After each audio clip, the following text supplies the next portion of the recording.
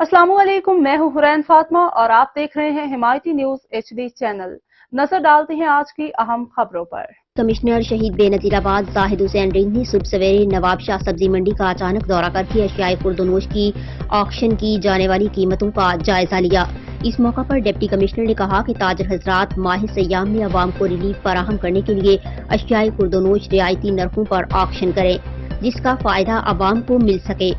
Deputy commissioner ने price control committee market committee के नुमाइंदों को हिदायत देते हुए कहा कि वो रोजाना सब्जी मंडी में ऑक्शन की जाने वाली अशियाए खुर्दनोश के मौका पर मौजूद रहें, जबकि अशियाए खुर्दनोश ऑक्शन करने वाले ताजरों के लाइसेंस भी चेक किए जाएं। बगैर लाइसेंस वाले ताजरों को फौरी तौर पर कानून के मुताबिक रजिस्टर्ड करके लाइसेंस फराहम किया जाए। उन्होंने मजीद कहा कि सब्जी मंडी में ऑक्शन के बाद आम मार्केट में अशियाए खुर्दनोश की कीमतों का जायजा लिया जाए।